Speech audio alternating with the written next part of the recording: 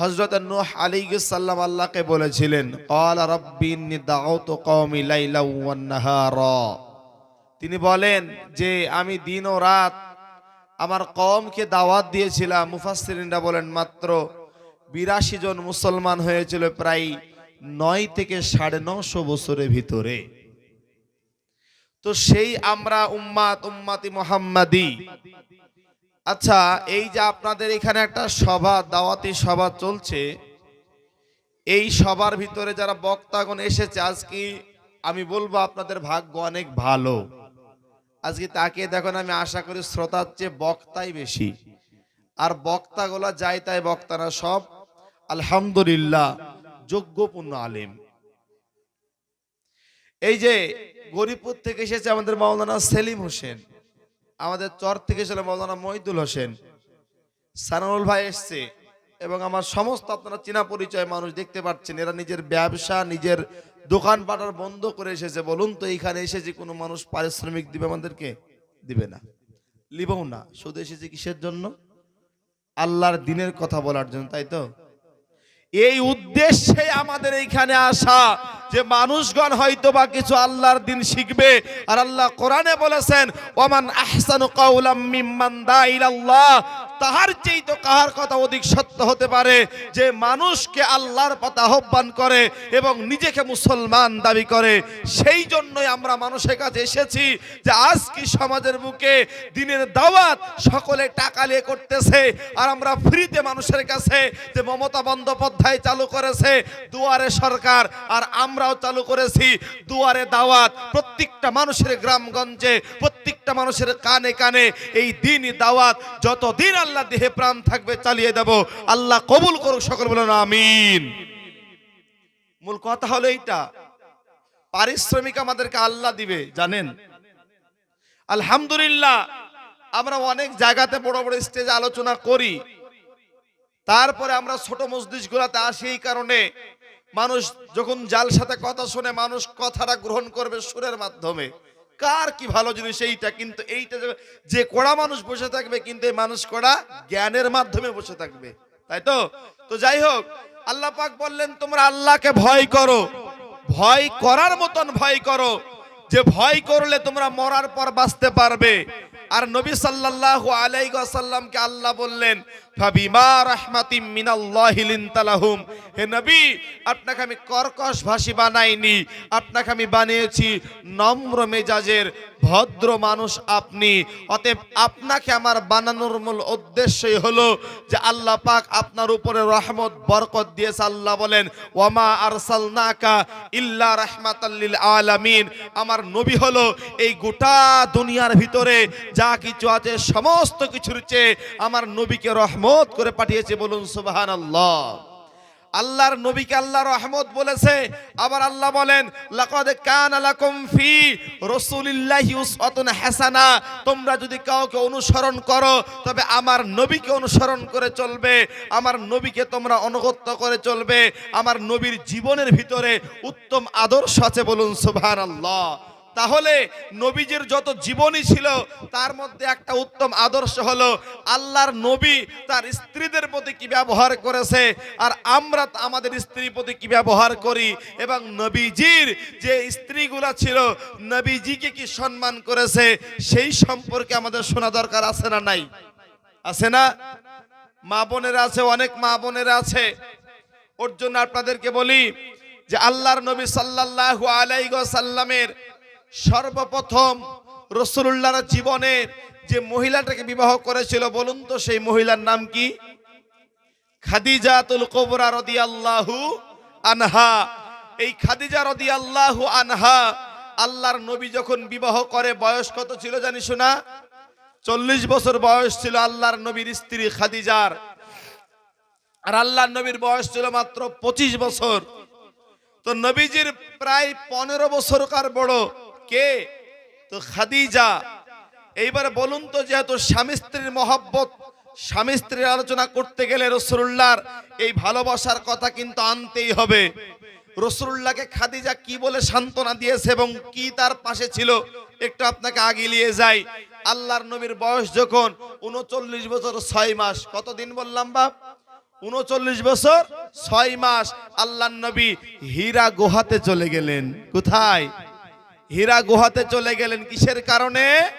যে রাসূলুল্লাহ আল্লাহর ধ্যানে, আল্লাহর ইবাদতে মশগুল, আল্লাহর ইবাদতে তিনি মশগুল হয়ে গেলেন।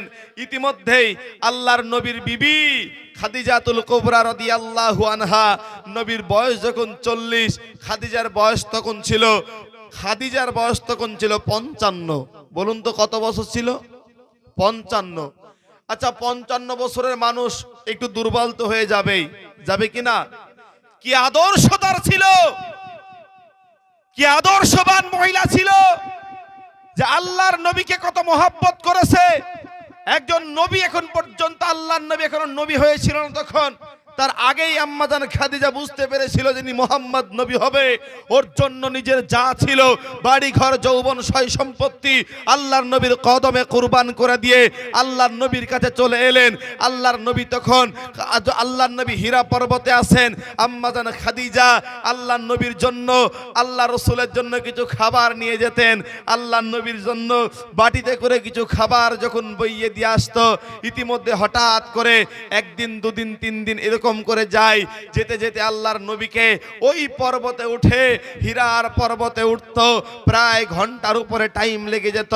ওই মানুষটা খাবার নবীর জন্য, রাসূলুল্লাহর জন্য বইয়ে বইয়ে এনে দিত।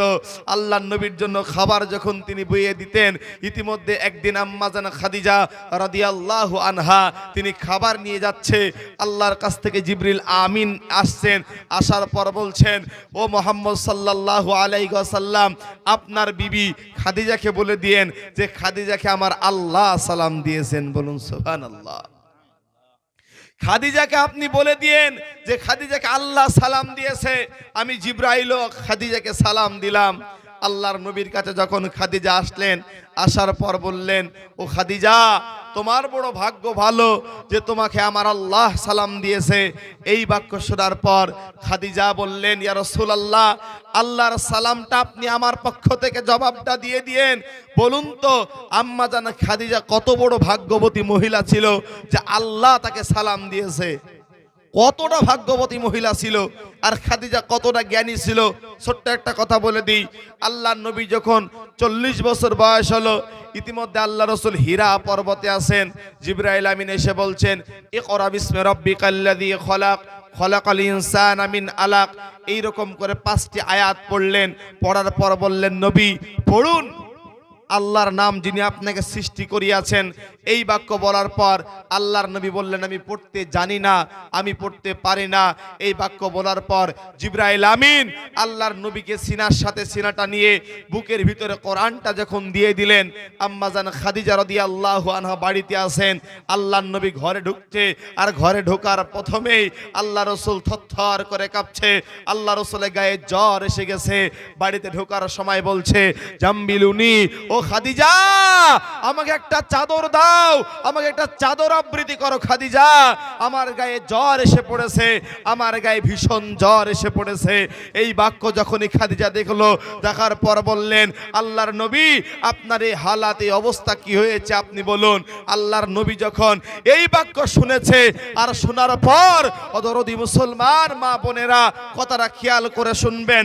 শোনার পর খাদিজা রাদিয়াল্লাহু আনহা বললেন, বলুন আল্লাহর নবী। আল্লাহর নবী বললেন, অমুক সমস্ত ঘটনা যখন বিস্তারিত খুলে বলার পর সঙ্গে সঙ্গে বললেন, ও নবী, আপনি চিন্তা করেন না, আমার একজন চাচাতো ভাই আছে, নাম হলো ওরাকা বিন নওফাল। এই ওরাকা বিন নওফালের কাছে আল্লাহর নবীকে নিয়ে গেলেন, আর সান্ত্বনা দিচ্ছেন। খাদিজা এই কথা বলে, ও নবী, আপনার কোনো আল্লাহ অমঙ্গল করবে না, আপনি অসহায় মানুষের পাশে দাঁড়ান, আপনি অভাবী মানুষকে আপনি খাদ্য দান করেন, আপনি আত্মীয়তার সম্পর্ক বজায় রেখেছেন, অতএব আপনি এইখানে কখনো আপনি চিন্তা করবেন না। বলুন তো আল্লাহর নবীকে সুখের সময় দুঃখের সময় খাদিজা সান্ত্বনা দিয়েছে কি দেয় নাই? দিয়েছে কি দেয় নাই? অতএব মা বোনদেরকে বলি, সুখের সময় স্বামীকে ভালোবাসবেন আর দুঃখের সময় ভালোবাসবেন না। আপনি পূর্ণাঙ্গ একটা স্ত্রী হতে পারেননি। প্রকৃত বন্ধু তো সেই যে ব্যক্তি দুঃখের সময় পাশে থাকে, যে ব্যক্তি দুঃখ হয়, বেদনা হয়, তারপরেও পাশ থেকে কোনো দিন যায় না। এটাই হলো প্রকৃত স্ত্রীর পরিচয়। আর প্রকৃত স্বামীর পরিচয় এটাই হলো যে স্ত্রী অসুস্থ হয়েছে, তাকে দেখবে। একটু খেয়াল করুন, আল্লাহর নবী যখন ওরাকা বিন নওফালের কাছে গেলেন, যার পর ওরাকা বিন নওফাল তখন বলে উঠলেন যে মোহাম্মদ বলো তো তোমার বিস্তারিত খবর কি? ওরাকা বিন নওফাল তখন বললেন, আল্লাহর নবী বিভিন্ন কথাগুলা খুলে খুলে বলে দিলেন। ওরাকা বিন নওফাল বললেন, এই ফেরেশতা নবী মুসার কাছে এসেছিল, তোমার কাছেও ফেরেশতা এসেছে। অতএব তুমি আর মনে হয় এই দেশে তুমি থাকতে পারবে না। একদিন তোমার এই দেশের লোক তোমাকে তাড়িয়ে দিবে, তোমার এই দেশ থেকে তোমাকে চলে যেতে হবে। ওরাকা বিন নওফাল বলেছিল, ওই সময় যদি আমি থাকতাম, আমি যেদিন তোমার আপন লোকেরাই তোমার দুশ্মনী করবে, আমি তোমার পাশে বসে যেতাম, আমি তোমার হাত ধরে কালেমা পড়ে নিতাম। কোন মুহাদ্দিসগণ বলেছে ওরাকা বিন নওফাল তিনি মুসলমান হয়েছিলেন। অতএব এইখানে বলার উদ্দেশ্য হলো, বলুন তো আল্লাহর নবীর পাশে আম্মাজান খাদিজা ছিল কি ছিল না? ছিল কি ছিল না? সান্ত্বনা দিচ্ছে একটা মহিলা হয়ে যে নবী আপনি চিন্তা করিয়েন না, আপনি ভাবনা করিয়েন না, নবী আমার আপনাকে আল্লাহ অপমান করবে না, আল্লাহ আপনাকে কখনো বিপদে ফেলবে না। কারণ কয়েকটা গুণ বলেছিল। 1 নম্বরে আপনি আত্মীয়তার সম্পর্ক বজায় রেখেছেন, 2 নম্বরে আপনি মেহমানদারি করেন, 3 নম্বরে আপনি অসহায় মানুষের পাশে দাঁড়ান। এই রকম করে কিছু কথা বলে সান্ত্বনা দিয়েছিল। ওর জন্য কোরআন বলেছে স্বামী স্ত্রী একে অপরের পোশাক স্বরূপ। একজন স্বামী তার স্ত্রীর পোশাক, একজন স্ত্রী তার স্বামীর পোশাক। ওর জন্য হাদিসের ভিতরে বলা আছে, আল্লাহর নবী বলেন কুল্লু উম্মাতিন ওয়াফিয়া, আমার আশা আমার প্রতিটা উম্মতকে আল্লাহ মাফ করে দিবে, ইল্লাল মুহাজিরিনা, তবে তারা ব্যতীত যারা গুনাহ করার পরে প্রকাশ করে। আল্লাহর নবী বলেছেন ওই স্বামী সব থেকে তো খারাপ, ওই স্ত্রী সব থেকে তো খারাপ যে স্বামী স্ত্রীর গোপনে যে কাজটা হয় ওই কথাগুলো মানুষের সামনে বলে বেড়ায়, এই কথাগুলো অপর মানুষকে শুনিয়ে দেয়। নবীজি বলেছেন আল্লাহর জমিনে নিকৃষ্ট স্বামী স্ত্রী তারাই যারা গোপনে স্বামী স্ত্রীর কথাগুলো মানুষকে বলে। আছে না কিছু মানুষ এরকম? খবরদার এই বাক্য বলা যাবে না। স্বামী হতে গেলে কি প্রয়োজন? আপনাকে কয়েকটা বাক্য বেশ আপনাকে বলি। বলুন তো যে আমি আপনি সুখময় জীবন যদি পেতে চাই, নবীজি বলেছেন যারা 4টা জিনিস আছে তারা সুখময় জীবন। বলুন তো কয়টা জিনিস? 4টা জিনিস। 1, একটা প্রশস্ত বাড়ি, 2, সুন্দর যানবাহন, 3, সুন্দর প্রতিবেশী, আর 4, একটা সুন্দর নেককার সালেহা একটা মহিলা। ভালো একটা বাংলায় কথা আছে, সংসার সুখী হয় রমণীর গুণে। সংসার যদি সুখী করতে হয় রমণীকেও ভালো হতে হবে। তবে সংসার যদি জান্নাত করতে চান দুনিয়াতে, আপনার স্ত্রী যদি আল্লাহওয়ালা হয়, খাদিজার মতন হয়, তারপরে কোনোদিন তারা আপনার বাড়ি থেকে যাবে না। এটা হচ্ছে মূল কথা।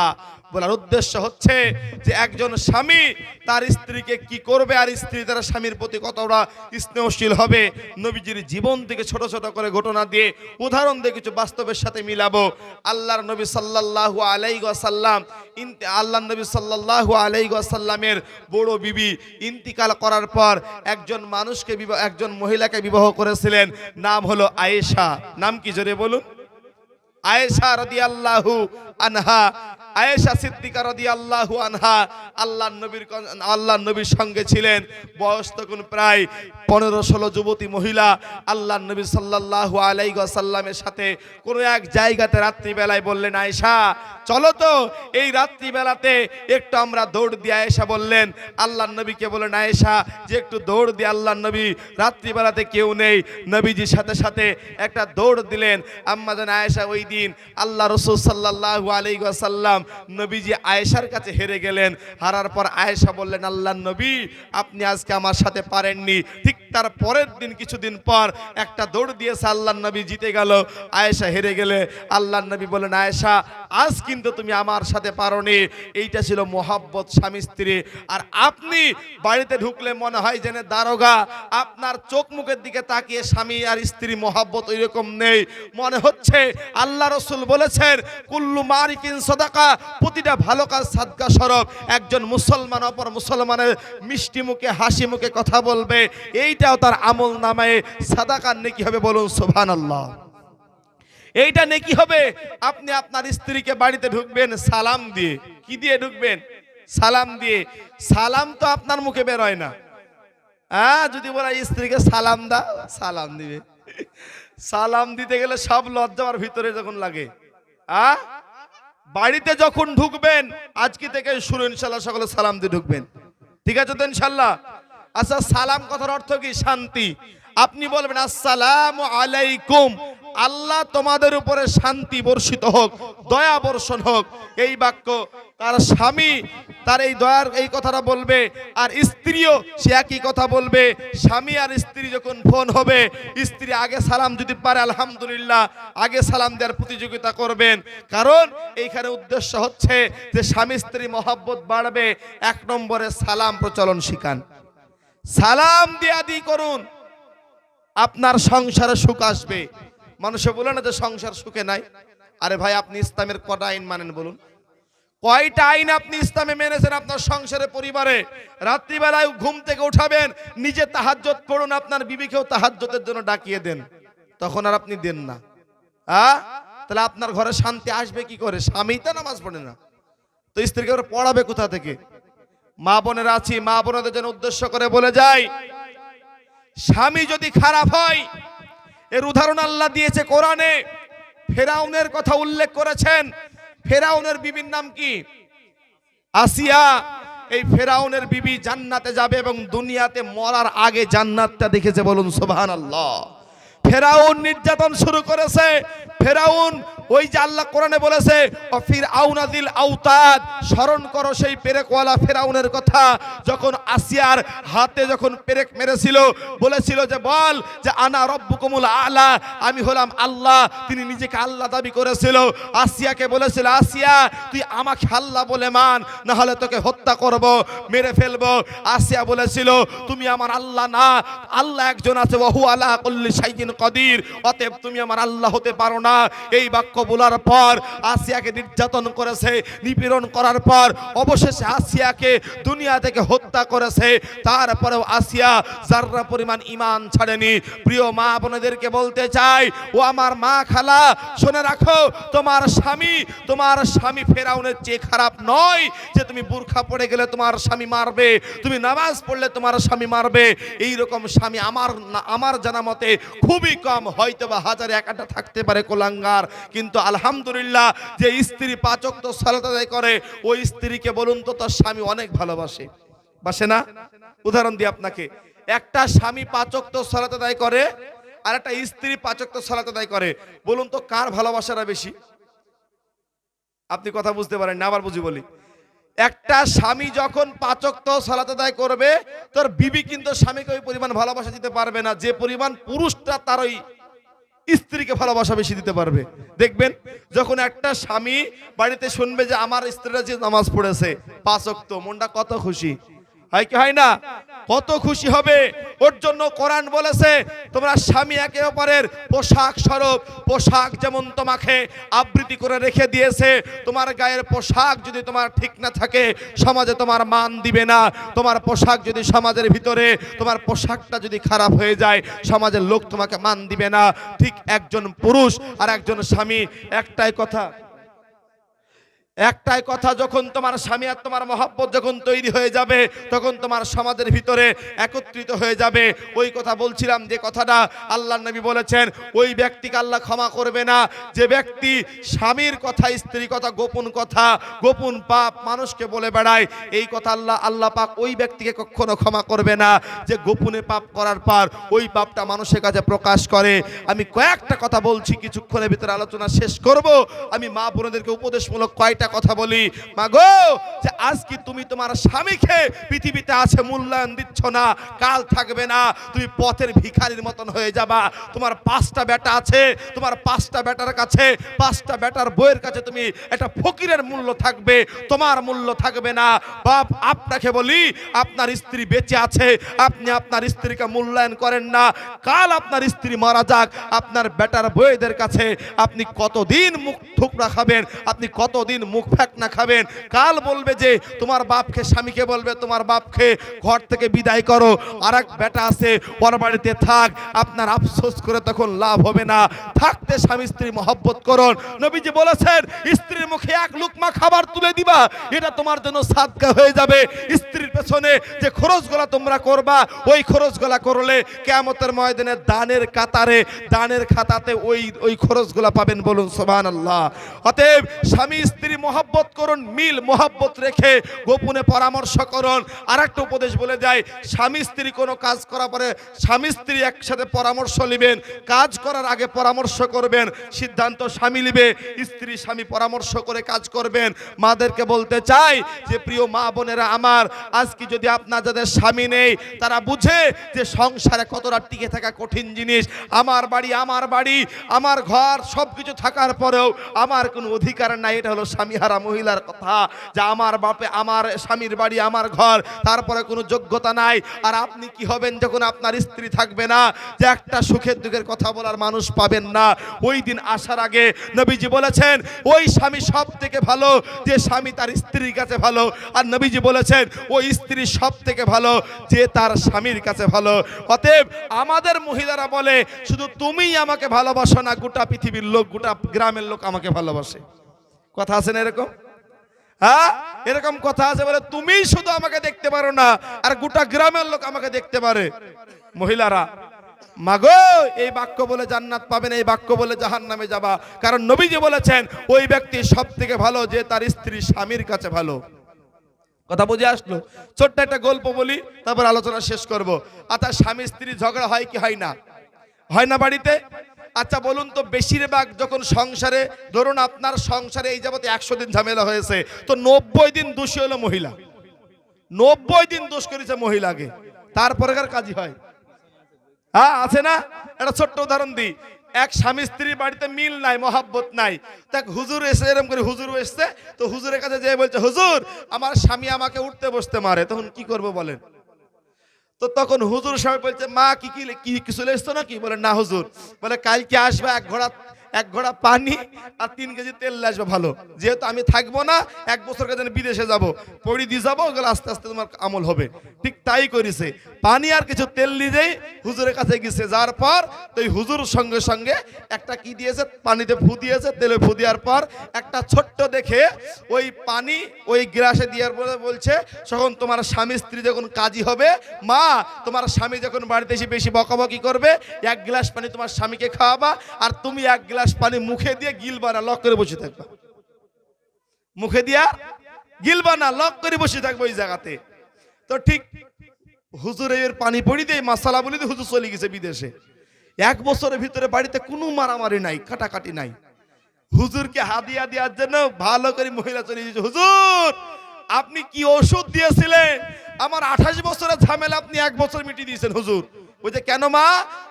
এই কারণে যে হুজুর আপনি পানি পড়া যখনই বলেছেন কাজী হবে, আর আমি ওই পানি আমার স্বামীকে খাওয়াই, আর আমি পানি মুখে দিয়ে লক করে বসে থাকি। তখন হুজুর বলছে, মা আমার পানিতে কাজ করেনি, তোমার মুখ বন্ধ ছিল, তার সংসার শান্তি ছিল। কথা বুঝে আসলো তো বাপ? মূল কথা হলো এইটাই, যে আমার আলোচনা এইটাই করলাম, যে যখন স্বামী স্ত্রী একে অপরে মিল থাকবে, ভালোবাসা থাকবে, মহিলারা বেশি কথা বলে আপনি জানেন, মাথা গরম করে কোনো সিদ্ধান্ত নেবেন না, মাথা গরম করে কোনো পাগলার মতন সিদ্ধান্ত গ্রহণ করবেন না। অতএব মা বোনের কাছে আমি বলি, মা গো, স্বামী আছে মূল্যায়ন করুন, একদিন পৃথিবীতে থাকবে না, ওই দিন আফসোস করে কোনো লাভ হবে না। অতএব আল্লাহর কাছে দোয়া করে রব্বুল আলামিন এইরকম যে আমার ভাই কত কষ্ট করে একটা জলসার প্যান্ডেল ব্যবস্থা করেছে, আল্লাহ তিনার ভাইয়ের মেহনতকে কবুল করুক, সকলে আল্লাহুম্মা আমিন। আল্লাহর কাছে বলি, আচ্ছা আপনারা যতগুলো লোক বসে আছেন, এইরকম দাওয়াতি প্রোগ্রাম চান কি চান না? আপনারা বলুন, চান না আপনারা? ইনশাআল্লাহ এরপরে ভালো প্রোগ্রাম হবে, ঠিক আছে তো? ইনশাআল্লাহ, ইনশাআল্লাহ। আমার ইন্তাজ ভাই আছে, খুব মেহনত করে ভাই, আমার খুব মেহনত করে, আল্লাহ পাক তিনার খেদমতকে কবুল করুক, সকলে বলে আল্লাহুম্মা আমিন।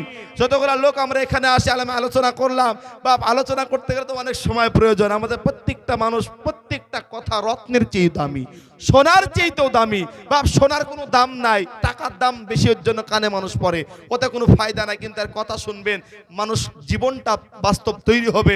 আল্লাহ পাক আমাদেরকে দুনিয়া আখিরাতে দুই জায়গায় কল্যাণ দান করুক, সকলে বলে আল্লাহুম্মা আমিন।